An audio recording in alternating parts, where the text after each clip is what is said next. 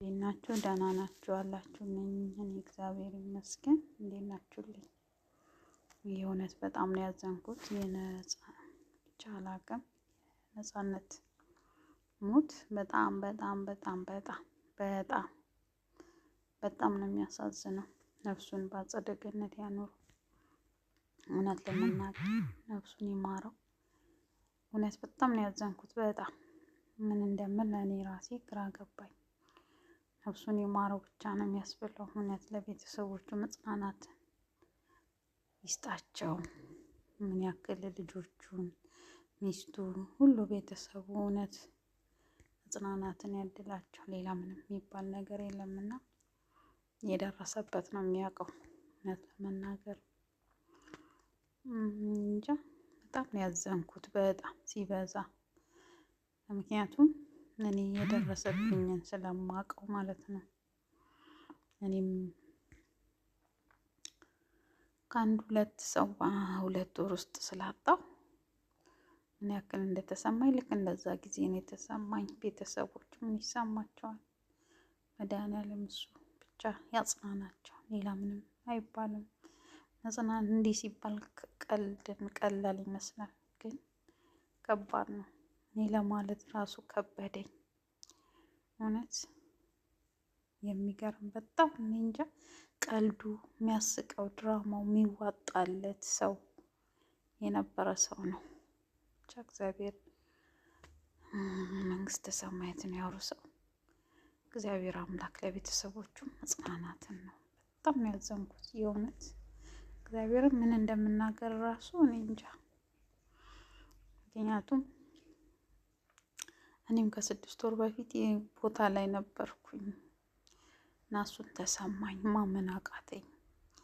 እኔ እንጃ በጌታ በኢየሱስ ስም ምን ነው የቤሶች ምን ነው የምር የእንትናን እንደዛ ሲቆጨን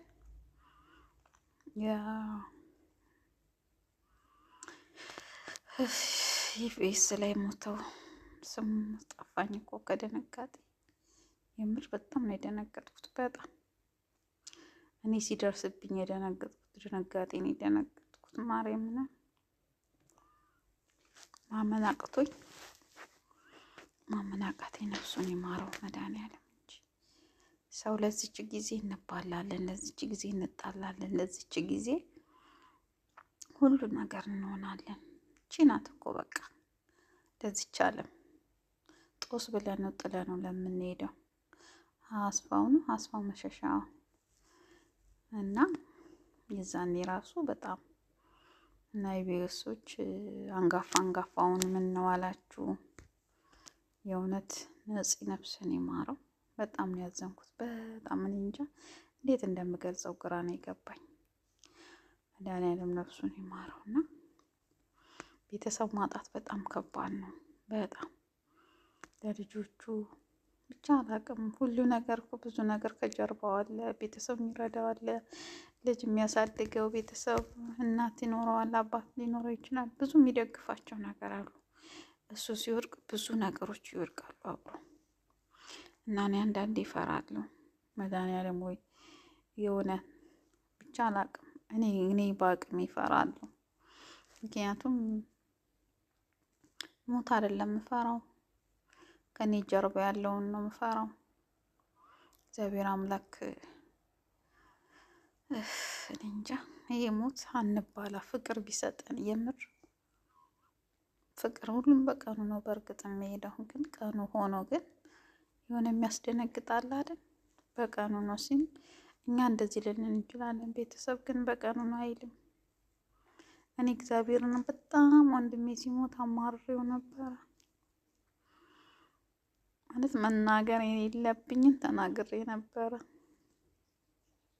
ምክንያቱም በቃ አለኝ የምለው አለን፣ በሁላችንም አለን የምንለው ስናጣ እግዚአብሔር ይቅር ባይ ነውና ይቅር ይበለኝ ብዬ ነው በራሴ ይቅር በለኝ ያልኩት። በጣም መሮኝ ሞተ ስባል አለህ እንዴ ብዬ ሁሉ ጽፌያለሁና ግን ያንን ስናማርረው እግዚአብሔር ሲማረር ምን ያክል ዋጋ እንደሚያስከፍል ያየሁበት ነው። ምክንያቱም እኔ ስማረር ያገኘሁት ሌላ ነው የደገመው። ገባችሁ?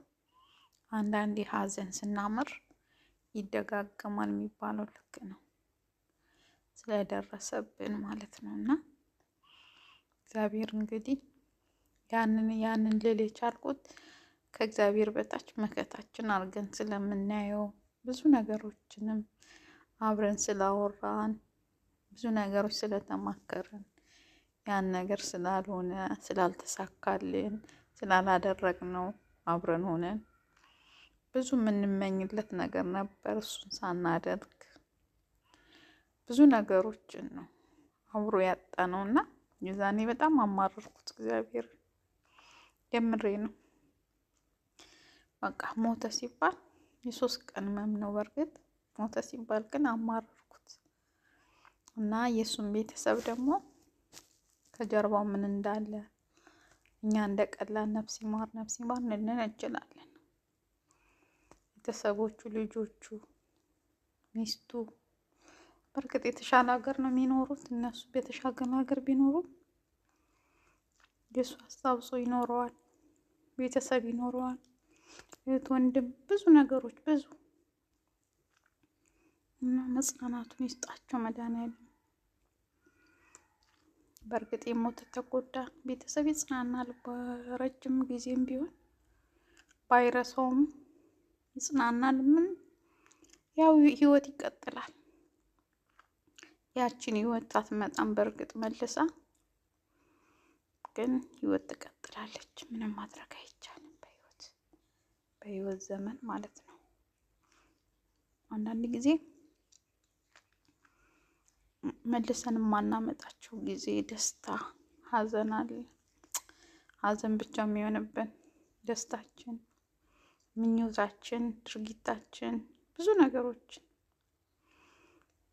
በተለይ ጊዜ ሰጥቶ ከቤተሰብ ጋር ያለ መኖር፣ በተለይ እኛ ስደት ላይ ያለን ሰዎች ብዙ ነገሮችን ነው ከቤተሰቦቻችን ጋር ፍቅር ብዙ ጊዜ ላናሳልፍ እንችላለን። ፍቅር ሊርቅ ይችላል። እንዲሁ ለኑሮ ስንል ወጥተን ብዙ ነገሮች የሚጎለን ነገር አለ። እግዚአብሔር ከዚህም ያውጣን። በስደት በሰላም ሀገራችን ያግባል።